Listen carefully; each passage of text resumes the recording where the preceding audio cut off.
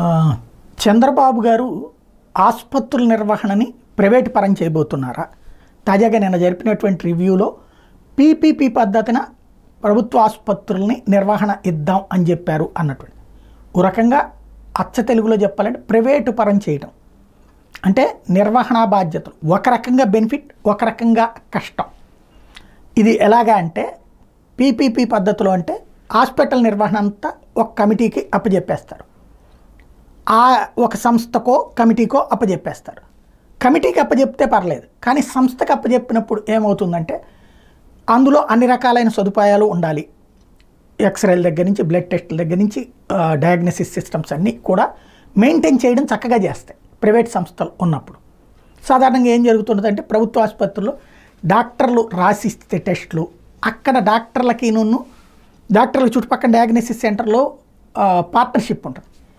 ఆ డయాగ్నోసిస్ అక్కడ చేయకుండా కోట్ల రూపాయలు పెట్టుకున్న ఎక్విప్మెంట్లో చిన్నపాటి లోపం మీద క్రియేట్ చేసేసి అవి పనిచేయకుండా చేస్తారు. దాంతో అక్కడికి వెళ్తే ఈ మిషన్ పనిచేయట్లేదమ్మా అంటారు. మరి ఎట్లాగయ్యా అంటే బయటికి వెళ్ళి అక్కడ చేయించుకోండి అంటారు. లోపల 50 రూపాయలకి వచ్చేటటువంటి పని బయట 500 నుంచి 1000 రూపాయల దాకా అయిపోతుంది, ఒక్కోసారి 1000 రూపాయల్లోకి వెళ్ళిపోతుంది. అంటే గవర్నమెంట్ హాస్పిటల్కి వెళ్ళి మళ్ళీ అక్కడ ప్రైవేట్కి వెళ్ళడం. అలాంటి పరిస్థితి లేకుండా ఇక్కడ పీపీపీ పద్ధతిలో ఉన్నప్పుడు ఒక సంస్థ ఉంటే అక్కడే ఎప్పటికప్పుడు సర్వీసెస్ అందించడం, అలాగే పారిశుద్ధ్యం కానీ ఇవన్నీ మెరుగ్గా అందించడం అన్నటువంటి ఖచ్చితంగా మంచి పని. ప్రభుత్వ ఆసుపత్రి నిర్వహణ ఒక పర్ఫెక్ట్గా సాగుతుంది.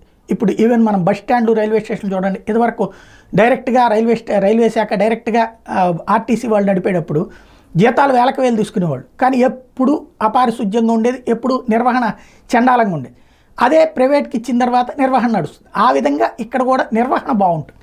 కానీ సమస్య ఏంటంటే డబ్బులు లేనిదే ఏ పని జరగదు. ప్రైవేట్ ఆసుపత్రికి ఎక్కువ, ప్రభుత్వ ఆసుపత్రికి తక్కువ అన్నటువంటి విధంగా తయారవుతుంది. అంటే డబ్బులు లేకపోతే ఇప్పటిదాకా లంచాలు ఇస్తుంటారు, హాస్పిటల్లో లంచం తీసుకుంటుంటారు. ఏది అంబులెన్స్ కావాలంటే డబ్బులు, లేకపోతే కనుక స్ట్రెచ్చర్ కావాలంటే డబ్బులు, మందులు కావాలంటే డబ్బులు, టెస్టులు చేసే చోట డబ్బులు, ఇట్లా. ఇప్పుడు అది అధికారికంగా తీసుకోవడం అవుతుంది. అధికారికంగా తీసుకుని ఇక్కడ 2 రకాలు అవుతుంది పేదవాడికి. ఇటు లంచం ఇవ్వాల్సి వస్తుంది, ఇటు ప్రభుత్వ ఫీజు కట్టాల్సి వస్తుంది. అది పెద్ద సమస్య అవుతుంది. ఇంకోటి డబ్బులు లేనివాడు బతకడం కష్టమవుతుంది.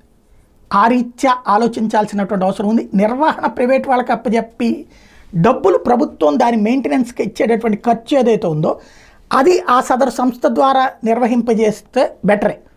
రెండవది, ఇందులో ఇంకొక కోణం కూడా పెట్టుకోవచ్చు.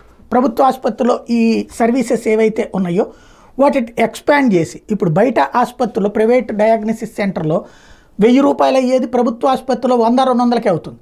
అది ఇన్పేషెంట్లకి లేదా గవర్నమెంట్ హాస్పిటల్లోనే టెస్టులు చేయించుకునే వాళ్ళకి 100-200 తీసుకుని, బయట నుంచి ప్రైవేట్ హాస్పిటల్ నుంచి ఎవరైనా రెఫర్ చేసుకుంటే కనుక వాళ్ళకి 500 రూపాయలు తీసుకుని ఇచ్చినా బెటరే ఆ ఆస్పెక్ట్లో చేస్తే కనుక.